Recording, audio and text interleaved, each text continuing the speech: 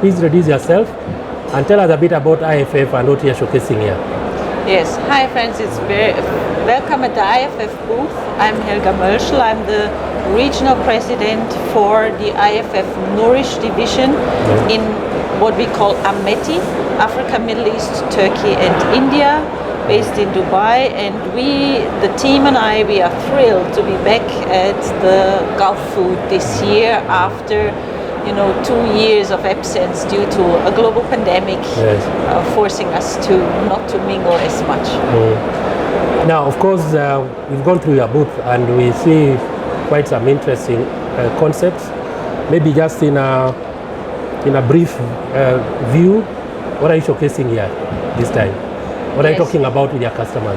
Yes, so this is really the first time where we, as a new division, what Nourish division, can showcase our broader portfolio, where we combine the flavors experience of the legacy IFF with the ingredients and also food systems. And here in the booth, and you would have seen that, right? We are really covering the major trends we discover via our panoptic framework, lifestyle trends, and we split our booth into 3 experiential zones, all nature inspired. So the first one is really all about good for the planet. So basically about the trend around sustainability, and the theme is the ocean. Then you move into the rainforest, and here it's all about a holistic approach to health and wellness, where we're also covering some concepts about mental health, which is also nowadays an increasing concern for consumers. And then immunity boosting, again, we spoke about the pandemic, right? People are putting more emphasis on boosting their immunity, and we have concepts around that as well. And then last but not least, there is a journey into the desert around another very important topic for consumers, and that's really the indulgence. That's really the taste and texture experience they want to still see, even though they are craving more healthy options. This is what we are showcasing. We are quite excited, and of course going through the channel, we kind of go through these very different experiences. Consumers are tough people to get to reach, especially when you have to work with the B2B customers that you work with across the region. How are consumers responding to, of course there's a requirement for nutrition, health and wellness, but innovations. How far are you seeing consumers getting to probably dialing in with some of the concepts that you are showcasing? So we are following the global mega trends, right? And we are trying to be ahead of them, actually, partnering with foresight specialists, but also having our own research. And this is what we call the panoptic framework, where we are looking at trends in the short, mid and long term. And we discovered like 30, and we are picking up in what you see downstairs in our booth, we're picking up on a few of them, which we believe are very relevant for the consumer in our region, right? Even in the Middle East, we see that people are, concerned about the amount of plastic we are using, and they are interested to see that we are actually reducing the amount of plastic, increased shelf life, and all those topics around sustainability, they matter to the consumer, whether it's in the Middle East or in Africa, right? Then the same we see about health and wellness, really. Why this is still probably niche, right? If you look at consumers in the UAE, for example, it is the premium segment for now, but we are absolutely sure this will further take speed and increase as we go ahead, like alternative proteins, right? Can you tell me something about the alternative protein space? So the alternative protein. First of all, I need to emphasize that in IFF we have our innovation platforms, right? Programs. One of them is called Reimagine Protein, where it's really all about alternative proteins. This could be like alternatives to meat.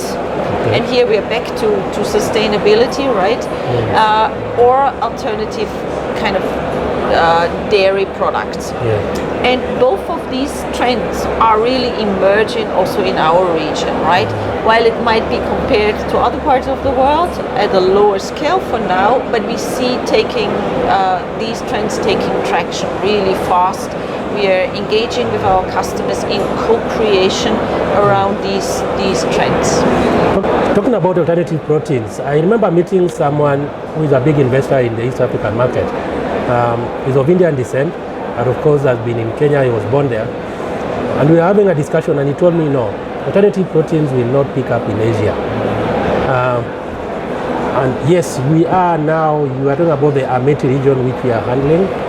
Beyond the East Africa, let's say the African and Middle East market, what do you see in some of the markets? Because if you talk about Africa, there's a lot of following what's going in places like India. Mm-hmm. What have you seen in those kind of markets, and that could be applied into places like Africa? So across the region, of course, we see that protein is really gaining importance. You spoke about India, right, where protein deficiency is a big topic, and therefore we see protein-enriched products across categories. You see that in biscuits, you see that in bars.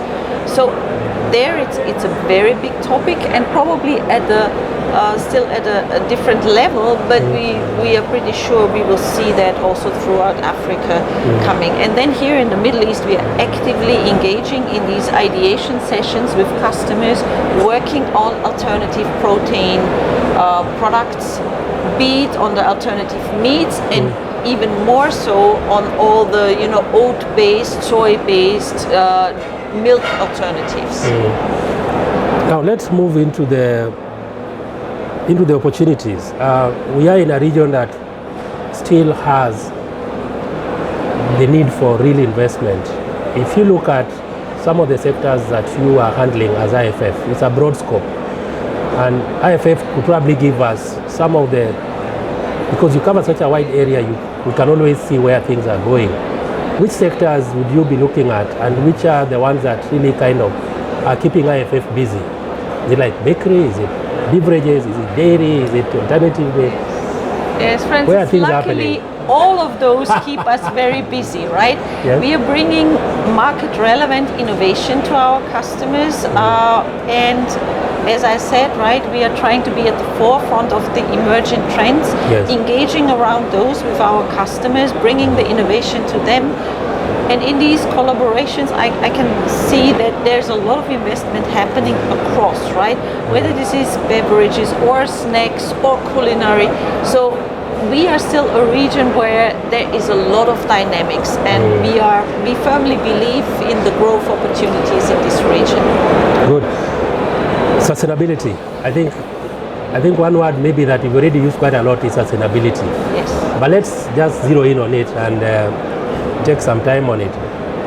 How is IFF as a business internally becoming more sustainable operationally? And then how do you work with your customers? Of course, you've kind of touched a bit, but let's just blow it up a bit and make it a bit more critical for us. What are you doing internally, and how do you enable your customers to be more sustainable? Indeed, a very, very important topic you're touching on, and important for our customers and equally important for IFF. We really try in every solution we bring to our customer to do what is good for our customer, what is good for the consumer, and what is good for the planet, right?